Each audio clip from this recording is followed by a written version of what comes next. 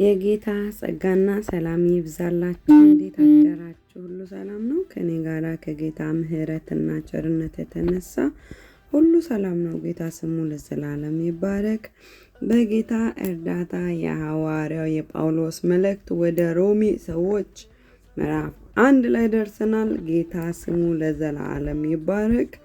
የረዳን ያገዘን እስከዚህ ቀን እንድንደርስ ያደረገን ጌታ ስሙ ለዘላለም ይባረክ። በጌታ ፍቅር ለምናችኋለሁ። ኮፒ ሊንክና ሼር አድርጉ። የመጀመሪያውን እንግዲህ ሐዋርያው ጳውሎስ ወደ ሮም የጻፈውን መልእክት ልናነብ ነው። ጌታ ስሙ ለዘላለም ይባረክ። በክርስቶስ ኢየሱስ ስም አነባዋለሁ። ሐዋርያ ሊሆን የተጠራ የኢየሱስ ክርስቶስ ባሪያ፣ ሃሌሉያ፣ ጳውሎስ በነቢያቱ አፍ በቅዱሳን መጻሕፍት አስቀድሞ ተስፋ ለሰጠው ለእግዚአብሔር ወንጌል ተለየ። ይህም ወንጌል በሥጋ ከዳዊት ዘር ስለተወለደ እንደ ቅድስናው መንፈስ ግን ከሙታን መነሳትን የተነሳ በኃይል የእግዚአብሔር ልጅ ሆኖ ስለተገለጠ ስለ ልጁ ነው። እርሱም ጌታችን ኢየሱስ ክርስቶስ ነው። በእርሱም ስለ ስሙ በአሕዛብ ሁሉ መካከል ከእምነት የሚነሳ መታዘዝ እንዲገኝ ጸጋንና ሐዋርያነትን ተቀበለን። በእነርሱም መካከል የኢየሱስ ክርስቶስ ልትሆኑ የተጠራችሁ እናንተ ደግሞ ናችሁ። በእግዚአብሔር ለተወደዳችሁና ቅዱሳን ልትሆኑ ለተጠራችሁ በሮም ላላችሁት ሁሉ ከእግዚአብሔር ከአባታችን ከጌታም ከኢየሱስ ክርስቶስ ጸጋና ሰላም ለእናንተ ይሁን። እምነታችሁ በዓለም ሁሉ ስለተሰማች አስቀድሜ ስለ ሁላችሁ አምላኬን በኢየሱስ ክርስቶስ አመሰግናለሁ። በልጁ ወንጌል በመንፈሴ የማገለግለው እግዚአብሔር ምስክሬ ነውና፣ ምናልባት ብዙ ቆይቼ ወደ እናንተ አሁን እንዲመጣ በእግዚአብሔር ፈቃድ መንገድን እንዲያቀናልኝ እየለመንኩ ሁል ጊዜ ሲጸልይ ስለ እናንተ ሳላቋርጥ አሳስባለሁ። ትጸኑ ዘንድ መንፈሳዊ ስጦታ እንዳካፍላችሁ ላያችሁ እናፍቃለሁና፣ ይህንም ማለቴ በመካከላችን ባለች በእናንተና በእኔ እምነት አብረን በእናንተ እንድንጽናና ነው። ወንድሞች ሆይ በሌሎች አሕዛብ ደግሞ እንደሆነ በእናንተም ፍሬ አገኝ ዘንድ ብዙ ጊዜ ወደ እናንተ ልመጣ እንዳሰብሁ እስካሁን ግን እንደተከለከልኩ ታውቁ ዘንድ እወዳለሁ። ለግሪክ ሰዎችና ላልተማሩም ለጥበበኞችና ለማያስተውሉ ዕዳ አለብኝ። ስለዚህም በሚቻለኝ መጠን በሮም ላላችሁ ለእናንተ ደግሞ ወንጌልን ልሰብክ ተዘጋጅቻለሁ። በወንጌል አላፍርምና አስቀድሞ ለአይሁዳዊ ደግሞም ለግሪክ ሰው ለሚያምኑ ሁሉ የእግዚአብሔር ኃይል ለማዳን ነውና፣ ጻድቅ በእምነት ይኖራል ተብሎ እንደተጻፈ የእግዚአብሔር ጽድቅ ከእምነት ወደ እምነት በእርሱ ይገለጣልና። እውነትን በአመፅ በሚከለክሉ ሰዎች በኃጢአተኝነታቸውና በአመፃቸው ሁሉ ላይ የእግዚአብሔር ቁጣ ከሰማይ ይገለጣልና፣ እግዚአብሔር ስለገለጠላቸው ስለ እግዚአብሔር ሊታውቅ የሚቻለው በእነርሱ ዘንድ ግልጥ ነውና፣ የማይታየው ባህሪ እርሱም የዘላለም ኃይሉ ደግሞም አምላክነቱ ከዓለም ፍጥረት ጀምሮ ከተሰሩት ታውቆ ግልጥ ሆኖ ይታያልና።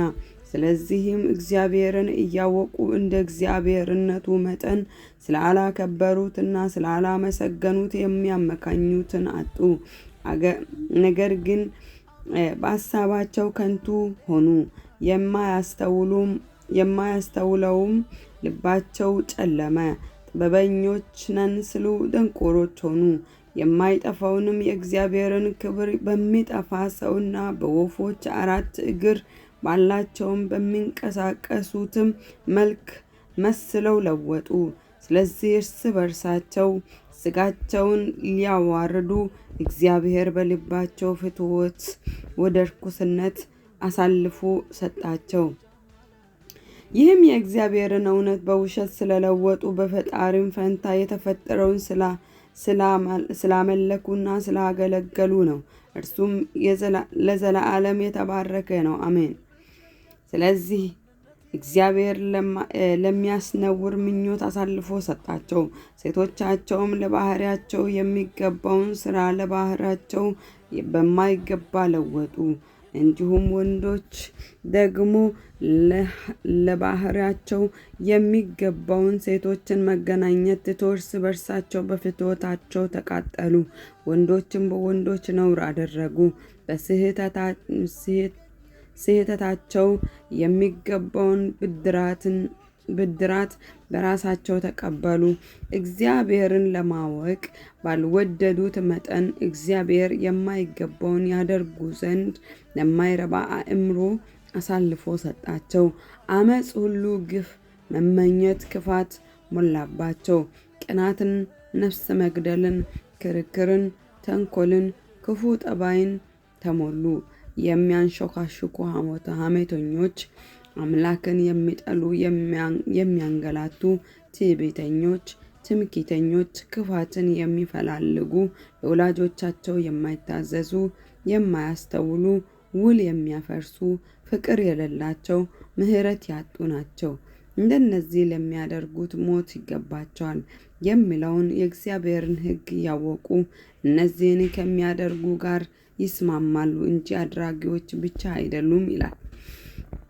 ጌታ ስሙ ለዘላለም ይባረክ። እንግዲህ በመጀመሪያ ምንድነው ብሎ አስቀድሞ ለእግዚአብሔር ሐዋርያ ይሆን ዘንድ በእግዚአብሔር ፈቃድ ሐዋርያ ሊሆን የተጠራ የኢየሱስ ክርስቶስ ባሪያ ጳውሎስ ይላል። በማን ፈቃድ? በእግዚአብሔር ፈቃድ። በእግዚአብሔር የተጠራ ጥሪው ከእግዚአብሔር የሆነው ነፍስን ሲገድል ያገኘው ገዳይን አማኞችን የሚያሳድድ የእግዚአብሔርን ወንጌል የሚያሳድድ እግዚአብሔር ኢየሱስ ክርስቶስን ራሱን የሚያሳድድን ሐዋርያ ይሆን ዘንድ የጠራው ሰው ገዳይን ማን ይወዳል? ጌታ ኢየሱስ ስሙ ለዘላለም ይባረክ። እና ጳውሎስ እንደምናውቀው በደማስቆ ጌታ ኢየሱስ ተገናኝቶ ጳውሎስ ሆይ ለምን ታሳድደኛለህ ብሎ የጠራው አሳዳጅን የሚወድ ጌታ ስሙ ለዘላለም ይባረክ። እና በማን ነው የተጠራው? ሐዋርያ ይሆን ዘንድ በክርስቶስ ኢየሱስ ነው የተጠራው። ጳውሎስ በነቢያቱ አፍ በቅዱሳን መጻሕፍት አስቀድሞ ተጽፎ ለሰጠው ለእግዚአብሔር ወንጌል ተለየ ይላል። የተለየው በማን ነው? በክርስቶስ ኢየሱስ ነው። ወገኖቼ ሰው አይደለም የሾመው። ለሐዋርያነት የሾመው ጳውሎስን ጌታ ኢየሱስ ክርስቶስ ራሱ ነው። ስለዚህም ጳውሎስ ለተጠራበት ለዛ ለወንጌል እግዚአብሔር ለየው ይላል። ጌታ ስሙ ለዘላለም ይባረክ። ቀጣይ ሪካርድ አደርጋለሁ።